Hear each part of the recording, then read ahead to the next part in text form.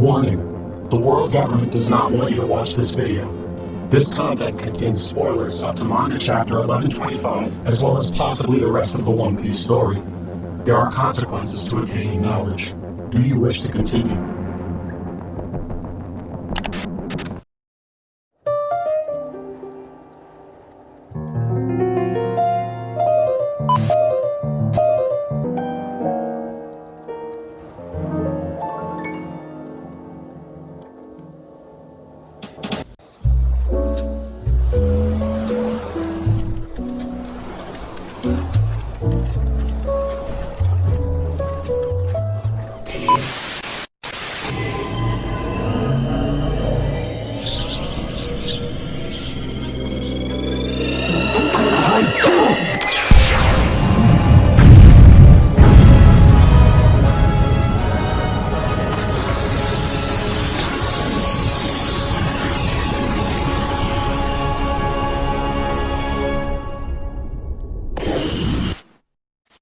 Do you like theories? I do. On this channel, I've made many theories trying to crack the code of One Piece and understand the greatest secrets the story is hiding. In the past, my conclusions were very different from the ones I'm going to share with you today, because over the last couple years, Oda has given us info that has turned everything I thought I knew about One Piece on its head. And today, I'd like to ask you a question. What on earth has happened to the Gorosei? Who or what is Imu really? And what are they really hiding? Well, my friends, the devil is in the details. Let's not waste any more time. The world government is evil. We know that, but not just any type of evil. Sure, the celestial dragons are horrible, horrible people, but there is something much more sinister lurking at the highest echelons of society. Something evil not only in action, but by its very nature.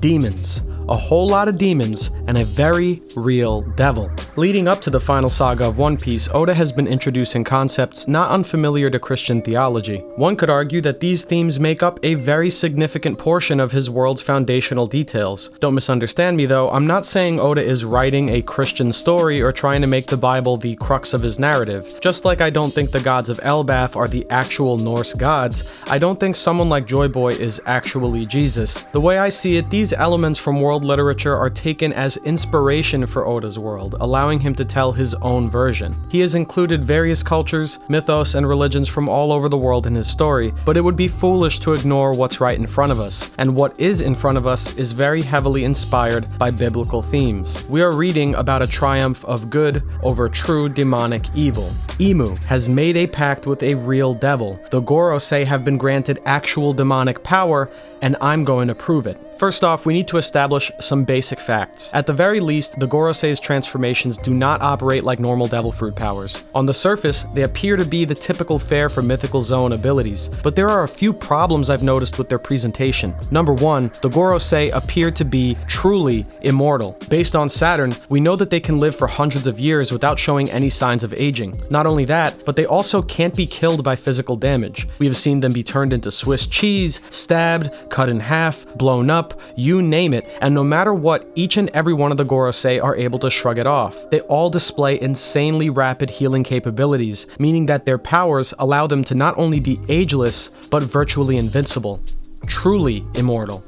There are no devil fruit powers that offer the user these capabilities simultaneously. Sugar's devil fruit makes only the user stop aging, but not impervious to damage. Law's devil fruit can perform the immortality surgery and grant a target of his choosing eternal youth, but once again, this is only pertaining to age, not immortality in the truest sense. The only devil fruit powers we've seen that allow the user to take physical damage and regenerate are Logia powers, but even these abilities don't stop your aging, and their regeneration is cancelled out by Haki. This goes for Marco as well. His power is the Phoenix, and he can use his power to rapidly regenerate, but he isn't ageless by any means, and Haki seems to bypass his healing factor. The Gorosei have been hit by Haki-based attacks, and they still manage to rapidly heal. How is that possible? Moreover, none of the creatures they're based on, at least in their own mythology, are impervious and ageless. The Gyuki, for example, is not an immortal or ageless creature. The Itsumade is likewise neither of these things. So why are their One Piece counterparts capable of this? If they were normal devil fruit abilities, we shouldn't expect them to all have the same powers of immortality when their real-world inspirations do not. Likewise, they also possess additional powers that we've never seen devil fruits have, let alone shared between 5 of them.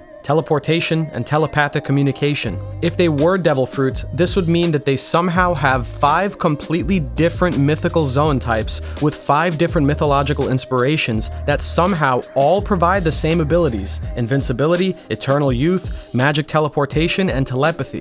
Where are all these abilities coming from, and why do they all have them? And if they are devil fruits, then why are they all zone types? Surely there are Logia powers and Paramecia powers just as threatening as a giant pig that the Gorosei could use. But if they were actual demon transformations, then it would make sense, because demons are always depicted as monstrous creatures, and the Gorosei all fit this bill. Second, we've seen Topman Warcury jump off the coast of Egghead into the water in an attempt to chase after the Straw Hat crew. We've seen Saturn be launched into the water after an attack. So tell me, why aren't these guys afraid of the sea? It's almost as if the ocean does not cancel out their abilities the same way it does with devil fruits. Third, and most importantly in my opinion, Oda chose to introduce all of their powers by name already, and he did so by simply name-dropping their demon or yokai names. Saturn is the Gyuki, Mars is the Itsumade, Peter is the Sandworm, Warcury is the Feng Shi, and Nusjuro is the Bakotsu. That's it. He gave them their nameplates, explicitly telling us which monsters they were, but he didn't say that Saturn had the Ushi Ushi no Mi model Gyuki. He just called it the Gyuki. If you believe these are devil fruits, then why hide this? We could reasonably guess, yeah, this is a mythical model of the cow fruit, or the bird fruit, or the horse fruit, or the glizzy fruit, but they're not stated to be. They were introduced without this element in their names. That means to me that these are not devil fruit abilities. What Oda told us here, in my opinion, is that the Gorosei are transforming into real demons, and they're doing so without the help of a devil fruit. We are dealing with something completely unique, and this makes the Gorosei a very big and unpredictable threat to our heroes. Does this mean they aren't human? Does it mean these transformations are their true form? Not quite. I believe that they were at one point originally human. Specifically, I think that they were human before Imu granted these powers to them. Why? Scars. Saturn and Peter display scars on their body, which we know shouldn't be possible since they are capable of regenerating from their injuries. The only explanation for this that I can think of is that they gained these scars while they were human, before they could regenerate like they do now. What this tells me is that whatever state their body was in when they accepted these dark powers is the state their body has been frozen in ever since. That means that Peter, for example, despite looking young, is possibly just as old as the others, give or take a few decades. It's just that when they were given these abilities hundreds of years ago, it happened to be while Peter was young and while Saturn was already an old man, and so their age was frozen. They retained their scars along with the rest of their physical appearance. I'll be explaining where I think the scars came from later. Now, if Garling is a new member of the Gorosei, we can assume that he's also been granted some unknown transformation, and I'd also be willing to bet that given hundreds of years, Garling will look the exact same as he does right now. But we know he wasn't always like this. We've seen a young Garling back at God Valley. He was still human at the time, and he's been aging ever since, at least up until chapter 1125, where now he's been granted a higher status at the top of the world alongside the other monsters.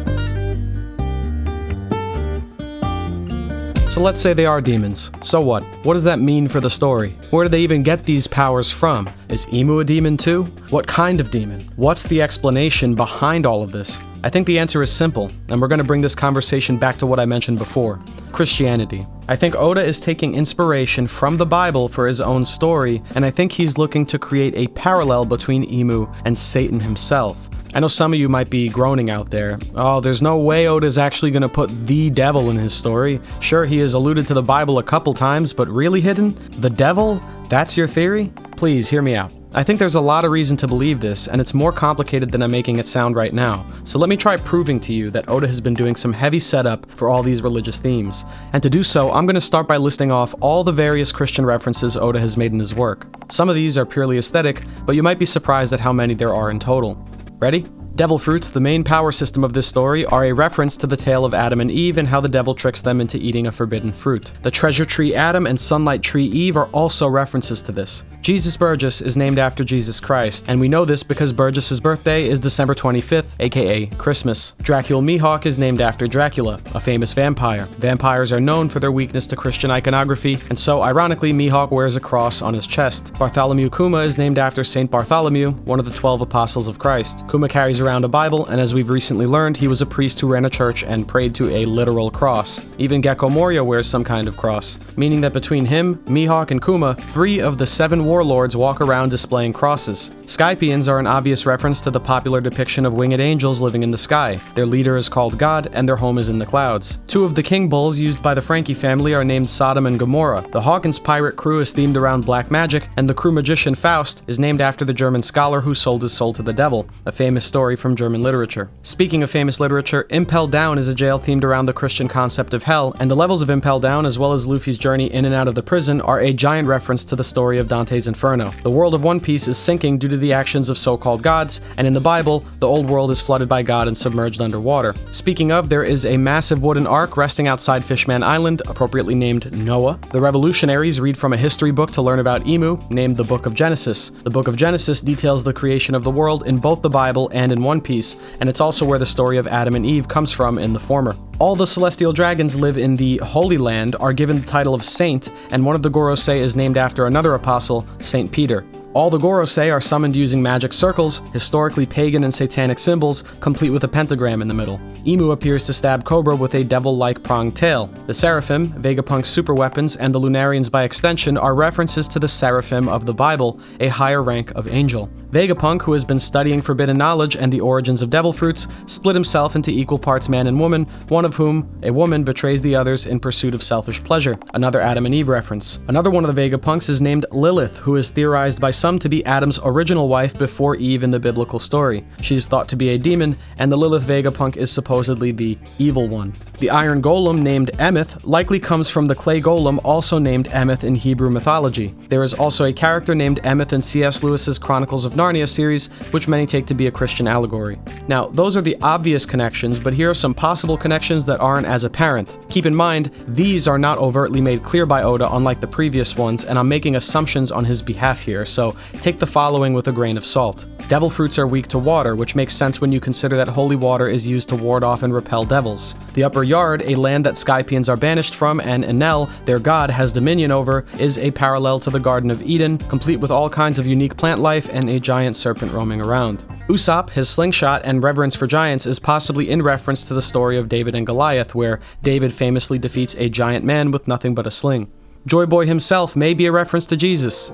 It's possible. I mean, both are men whose names start with J, embodying some kind of divine power, bringing freedom and redemption to their believers, who are then killed and martyred before resurrecting and returning many years later to save the world from evil. The name Nerona from Nerona Emu is also possibly taken from the 5th Roman Emperor, Nero, who was infamous for his cruelty and widely known for his brutal persecution of Christians, to the point where, ever since, Nero has been thought to be an antichrist. Here's a fun one. Jesus had 12 apostles. Luffy, if we're going to believe he is the second coming of Joy Boy, currently has 9 crewmates and 3 in waiting. Vivi, Momo, and Yamato were all stated by Luffy to be a part of his crew, although they couldn't tag along for the journey at the time. When and if they finally do, Luffy will have 12 crewmates. Now this is an important icon in Eastern Christian tradition known as a Christogram. It even appears on things like murals and coins from the ancient world. IC, XC, Nika. The IC and XC are the first and last letters of the Greek words for Jesus and Christ respectively. Nika comes from the word for victory in Greek, meaning that this translates roughly as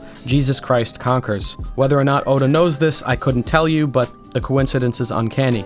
Finally, and this one is the most loose connection, so don't put too much weight in this, but I've seen theories suggest that the 7 warlords are parallels to the 7 deadly sins, and the 4 emperors are parallels to the 4 horsemen of the apocalypse.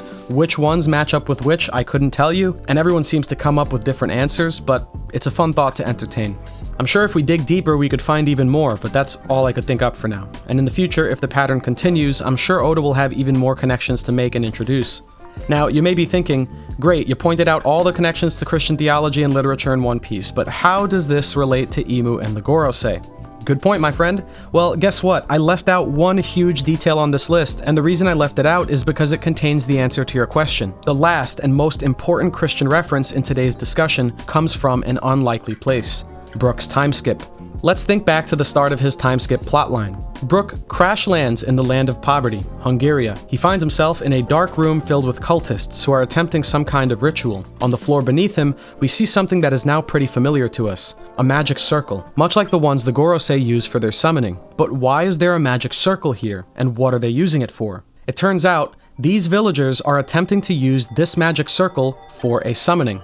But not just any summoning. They're trying to conjure up Satan specifically. That's right, Satan. Hoofs, horns, and all. Not just a random devil or some made-up demon in Oda's universe, but Satan, the devil of all devils. Pekori, the village leader, is even wearing an outfit with a black ram on his hat. This tells us two things. One, that Satan, as a concept, exists within the One Piece world, and two, that summoning a devil through a magic circle, including Satan, is likewise not a foreign concept. In this case, however, they did not succeed, possibly due to Brook's interruption, and in the process, they mistake Brook for the Lord of Demons. But why? Why are they summoning Satan? That seems like a pretty stupid idea. Well, according to them, this village of people has been terrorized by the nearby Long-Arm tribe. They have been unable to defend themselves from these murderers and slavers, and as a last-ditch effort, have decided to summon Satan as a means of revenge. They ask for him to use his dark powers to punish the Long-Arm tribe. But there's a catch. In return, they are offering him their souls. Quote, "Our black magic actually worked. We summoned it. What a terrifying sight. It's clearly not of this world. Now our dream will finally come true. We will have our revenge at last. Now we'll get even with the Long-Arm tribe that took everything from us. Lord of Demons, if you will grant our wish, you may have our immortal souls. We have nothing left. Punish our enemies with your blood-stained hammer of justice." And that's when it clicked. This is a classic case of Oda foreshadowing. When I read this again, everything started to make sense. Follow me here. Through Brook, we know that souls and an afterlife exist in One Piece. This is a fact. Through his powers, we know that an underworld, or land of the dead, or even hell, exists in some capacity. Through the devil fruits, we know that magical powers exist, powers that even the greatest genius in the world cannot figure out with science alone, powers that include things like mythical beings and gods. Through the Gorosei, we know that summoning circles are a real thing, that they work, and at least as far as we can tell, are actually used to summon demons. And through the people of Hungary, we know that the concept of Satan, or a Lord of Demons, is present in Oda's world. Not only that, but we know that this Lord of Demons requires an offering of some kind, in this case, the souls of whoever summoned him. So this all begs the very important question. Has someone before them attempted the very same ritual and succeeded? And then another question hit me. Bang, I couldn't believe it. How the hell did the 20 kings manage to win during the War of the Void Century? Just think about that. All of the details we've learned up until now tell us that the Ancient Kingdom should have had no problem winning that war. If Egghead is anything to go by, the people of the Void Century, or at least the Ancient Kingdom, were so technologically advanced that they built structures on the moon, had androids and automata, incredible technological advancements of all kinds, giant robots, vehicles, machines, medicine, eternal energy, you name it. This is the same kingdom that made the ancient weapons, world-ending powers far outclassing anything that the world government of today has access to. Advanced to the point where the current world government doesn't even know how they made them, because instead of building their own, they're seeking out the original weapons and their blueprints, determined to control those original weapons for themselves, because even now they still fear them. They fear them so much that they've tried to wipe any and all knowledge of them from existence. And why? It's because they couldn't build it themselves. They can't control it themselves. And you might think the whole world had this technology back then, but that can't be true. If they possessed this advanced technology back then, why did the Don Quixote family of Dressrosa rely on slave labor? We know that they did if the Tontada history is anything to go by. If they had the technology we've seen on Egghead, they wouldn't need slaves. They could just use machines, but they didn't. This tells us that while the great kingdom of the past had this technology, not all of the other kingdoms did. In other words, even now, the world government, an organization built by the winning side of the Void Century War, doesn't even come close to the technological capabilities of the Ancient Kingdom. The world 800 years later is still largely reliant upon primitive technology, and Vegapunk, who studied the Ancient Kingdom, is the only means they have of accessing any kind of advanced knowledge. So I ask you once again, How on earth did the 20 King Alliance manage to win? On paper, it seems virtually impossible. Imagine, for a second, a war between 17th century France and 21st century America. Imagine an army of men with flintlock rifles and spears and horses charging into battle against Kevlar-wearing soldiers with AR-15s, combat drones, tanks, heat sensors, rockets, and biological, chemical, and nuclear weapons. The first army loses to the second army 1,000 times out of 1,000. The ancient kingdom of One Piece far exceeds even our modern military capabilities, and the world government has been stuck in the 17th century for 800 years. There is, as far as I'm concerned, no conceivable way that such an alliance of 20 or even 50 or even 100 primitive kingdoms could come out on top versus the greatest and most advanced kingdom the world has ever seen. It's just not possible.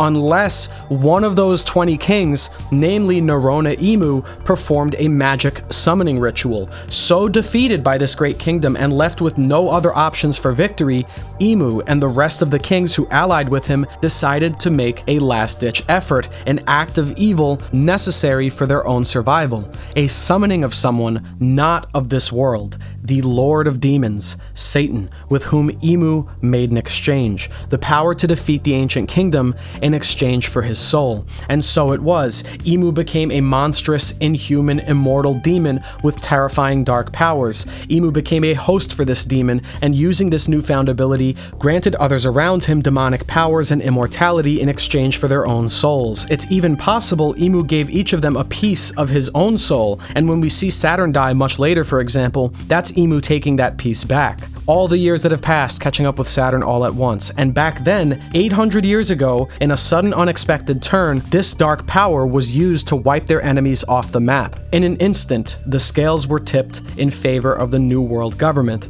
and Joy Boy didn't have enough time to stop it. And so the 20 kings, despite all the odds, emerged victorious and conquered the world, and no one outside of this inner circle knew any better. After all, there was no way they could have known that hell was located here, at the very top of the world.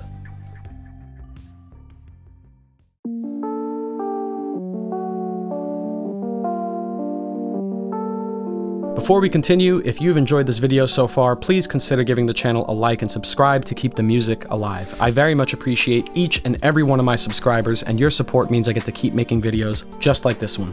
Now, with all this information in mind, I want to take a minute to dive into the depths of their implications, as well as some of the foreshadowing Oda's been doing to build up to this reveal in the story. One arc comes to mind here as extremely important. Wano. The Wano arc tells us a story about how a prosperous kingdom that stretches back to the Void Century is conquered by barbarian pirates from the outside world. Kaido, the leader of these pirates, exploits the people of Wano through slavery and brutality. He uses a figurehead king to enforce his laws and rewrite history so that the people don't know that once upon a time they were better off. Later, Kaido creates an alliance with Big Mom and plans to take Onigashima, literally meaning Island of Demons, and drop it on the capital of Wano. With the last bastion of the Kozuki destroyed, this would become the headquarters of their New World Order, strategically high above the ocean from where they would set out to conquer the world. From what we know about the world government, there's a scary amount of similarities. At one point, Lunarians lived on top of the Red Line. Imu and the 19 other kingdoms formed an alliance. The Lunarians were destroyed, and in their place the 20 kings built their capital high above the ocean, on top of the Red Line where the Lunarian homeland once stood. From there, this kingdom of demons would conquer the world, enslaving its population, placing figurehead kings in power to give people a false sense of freedom, and rewriting history in the process. If I'm right, Imu made a soul exchange with the devil, the lord of the underworld, granting him enormous power and the ability to share this power with others, and in the process, turning them into horrible beasts. Now look at the powers possessed by Kaido and Big Mom. Big Mom has the power to command souls. She makes her citizens exchange their very life force, pieces of their soul, in exchange for her protection. Kaido is a monstrous beast. Using the smile fruits, he has converted his crew into an army of animal-human hybrid monstrosities. He got these smile fruits by making a deal with a broker from the criminal underworld, the heavenly demon Don Quixote do Flamingo. See what I mean? It's becoming more and more clear to me now that Kaido's idea was not very original. In fact, it's been done once before, over 800 years ago, and little by little Oda is showing us the real consequences of such a plan. He's been showing us a Kaido victory scenario for the last 1100 chapters. Here's something else to think about. if Imu does possess the power of an actual Lord of Demons, Oda's own version of the actual devil, then certain things would make a lot more sense. If the anime is anything to go by, Imu does not have a regular voice. It sounds demonic. And a lot of people were surprised by that. Everyone expected a male or female voice, but no, we got something weirdly in between, something that had elements of both. It sounded like multiple voices talking at once, almost possessed in a way. Another thing, why are there only 5 elders? Why not 6 or 7 or 8? Wouldn't it benefit Imu to have more of these super powerful demon guys working for him? I think the reality is there's a limit on how many can possess this power, and the reason, I suspect, is the pentagram, the 5-pointed star of the devil. The same star that's in the center of each summoning circle. There can be no more than 5 elder stars at any given time, 1 for each point on the star. And the Gorosei each have summoning circles that are numbered from 1 to 5. Saturn's has 5s going around his, Mars has 4s going around, so on and so forth. So let me ask you this, if Imu had a summoning circle, what number would show up on there? 6. 6s around a pentagram. Need I say more? The devil is at play here. Another thing to consider. Paradise Lost by John Milton is a poem explaining the fall of man from the perspective of the devil, a story that precedes and recontextualizes the book of Genesis, which is where the Adam and Eve story comes from. Lucifer is an angel. Lucifer wishes to be God. God doesn't like that, and so Lucifer falls from grace. He and the other fallen angels who follow him are defeated and banished to hell. There, determined to get revenge, they build their own kingdom, which they choose to name Pandemonium, meaning all demons. In their new castle, they hold a council where Satan tries to come up with a plan on how to fight the war on heaven. In this council, he is aided by, count 'em, 5 powerful demons who help him plan: Mammon, Beelzebub, Belial, Shamash, and Moloch. They each offer their own opinions, and ultimately Satan determines that the best course of action is to corrupt God's favorite creation, man. And so, now determined to conquer the earth, the devil leaves hell, ventures through the void between hell and earth, and arrives in the Garden of Eden, where Adam and Eve are waiting, blissfully ignorant of what's to come. And so, the story of the forbidden fruit begins. In One Piece, Imu and his 5 elders run the world from their illustrious castle, Pangaea, wherein they rule the very world they have already corrupted. They did so after fighting a war in the Void Century, failing, turning to the devil, and returning with a vengeance. They have taken over the Holy Land, quite possibly the location of the Eve Tree, which I've theorized many times before on this channel is where devil fruits originated from, and the only remnants of this history and Imu's past remain in their own book of Genesis, a story that frames the celestial dragons, and Imu by extension, as the true gods and creators of this world. A demon who wishes to be God, creating an evil, warped version of the real story. So, let's say I'm right about everything so far. I may not be, but for the sake of discussion, let's pretend. This is the scenario that's been laid out so far. For some reason, Imu and the 19 other kingdoms forge an alliance and go to war with an unnamed great ancient kingdom. For obvious reasons, they are defeated.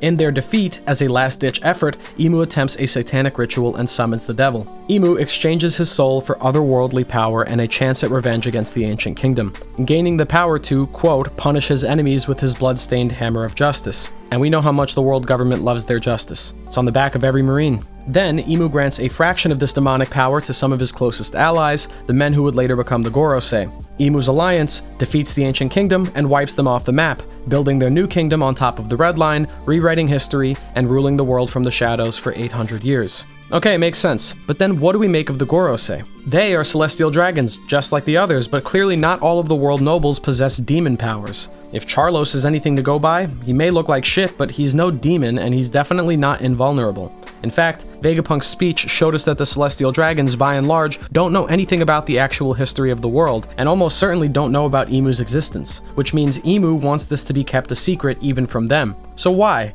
What makes the Gorosei different? Why are they even necessary? Why are the Gorosei trusted with the knowledge of Imu's existence, while all the other celestial dragons are not?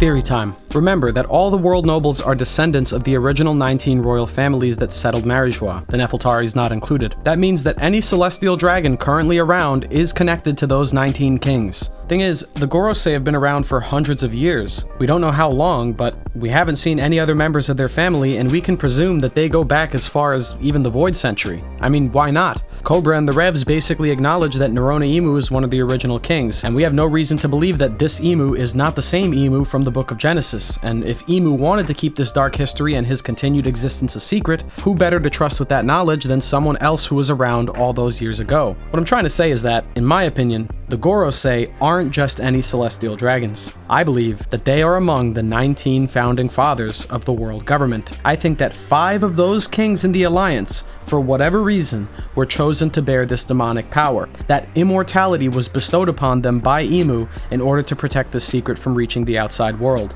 Meaning that the Saturn family, the Jupiter family, the Nosturo family, the Mars family, and the Workeri family make up 5 of the royal lines that founded the world government, and these 5 men are the original patriarchs of those families. Allow me to justify why I think so. I have a couple good reasons, actually. First off, the Gorosei have scars, right? I mentioned earlier that these must have been acquired before they were granted their immortality. So where did they get these scars? The world government hasn't been in any wars for 800 years. They've ruled the world uncontested, and the Gorosei up until recently have never had a reason to leave the Holy Land. They're so secretive that many people don't even know they exist. If there was a battle and these guys were a part of it, I think we would know. And so that makes me wonder, they are not only considered elder stars, but their titles include the term warrior god. Well, what war exactly are they a part of? They're the world government. They basically run the entire planet. There's no rival nations to go to war with them. I guess you could say the Revolutionary Army, but the Gorosei aren't leaving Marijois to fight them. The only war we know for a fact the world government took part in was a war that happened during the Void Century. It's likely then, at that point in time, these men, who were 5 of the kings taking part in the war, saw a battle of some kind, and during these battles they obtained their scars. It wasn't until after their defeat that Emu made his pact with the devil, and thereby granted these kings their new powers, making them warrior gods. Second, where did Venus Juro get the Shodai Kitetsu from? Kotetsu, the swordsmith who crafted the Nidai Kitetsu, is already incredibly old. He's considered an ancestor of the present-day Kozuki clan. As we know, the Sandai Kitetsu that Zoro uses was crafted by Sukiyaki, but the person who crafted the Shodai Kitetsu is still completely unknown to us, and based on how old the Nidai is, then the Shodai, the first ever and strongest Kitetsu blade, must be incredibly old. Void Century old. Which means that unless someone else was walking around with it for a long time and somehow frickin' Ethan left the Holy Land to go steal it from them, he's been in possession of this sword for most of its lifetime, making him incredibly old. The third and most important reason to me is this. The Gorosei, Garling excluded, all have designs that are based on real-world leaders. If we are to believe that they were originally the kings of nations during the Void Century, then of course it makes sense that Oda didn't give them original designs like the other celestial dragons, but rather based their designs on the famous rulers of countries in our own world. We can see Oda do this with the current kings of countries attending the Reverie. Many of them take real-world inspiration. Even the Nefeltari family is based on the very real Nefertari dynasty of Egypt. It's only logical that the pattern continues here. What's even more interesting is that each of the Gorosei are based on great unifiers of history. Not just any world leaders, but ones that are historically known for unifying a people under one banner. Which also makes sense, because in One Piece, these 5 guys work for the world government, a worldwide unified power under one flag. Ironically, their real-world counterparts are mostly viewed positively by history, while in One Piece, these characters are indisputably evil people. But don't just believe me, let me show you. J. Garcia Saturn is based on Giuseppe Garibaldi. He was the man who was largely responsible for the unification and creation of the Kingdom of Italy in the 19th century. Prior to that, Italy was made up of a bunch of smaller city-states. It was Garibaldi who changed that and effectively created the Italy we recognize today. He's viewed in Italy as a national hero. Saturn, by contrast, is a dick. Shepherd Jupiter is based on Abraham Lincoln. Abraham Lincoln was known for leading the Union to victory during the American Civil War, reunifying a fractured United States and ending the institution of slavery. He's often thought to be the greatest president America has ever had. Jupiter, by contrast, is a slave-owning dick. Ethan Barron, Venus Juro, is based on Mahatma Gandhi, the political leader of India during the movement for Indian independence, known for unifying his people in protest in order to end apartheid and British occupation of India. It's because of him that an independent India is around today. He's beloved by the people of his country as a national hero. Venus Juro, stupid dick. Topman Workeri is based on Mikhail Gorbachev, the last leader of the Soviet Union before its dissolution, bringing an end to the Iron Curtain and allowing many Eastern European countries to become whole again. Mr. Gorbachev, tear down this wall.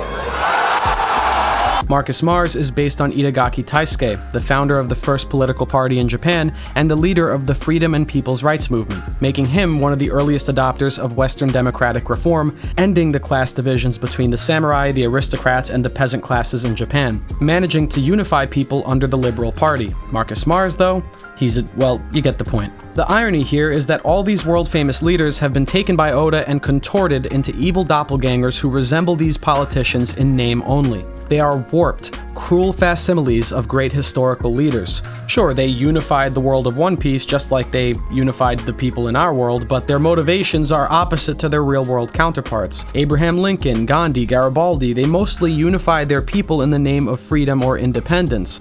The world government has unified everyone for the sole purpose of controlling them. No freedom, no independence. Don't like it?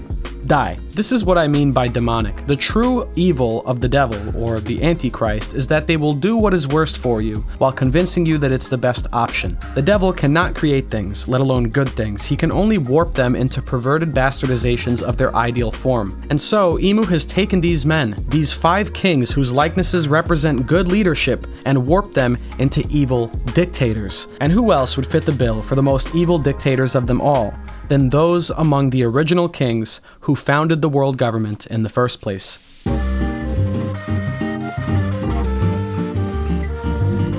There's one detail that might throw a wrench in all of this, and that's for Garling. What do we do with Garling? We know for a fact he isn't one of the original kings, but we've just seen Saturn be killed and replaced by him as an elder. So the question a lot of people have been rightfully asking is, has this happened before? Were these Gorosei replacements for others that came before them? Does that mean they can't be 5 of the original 20 kings like I said?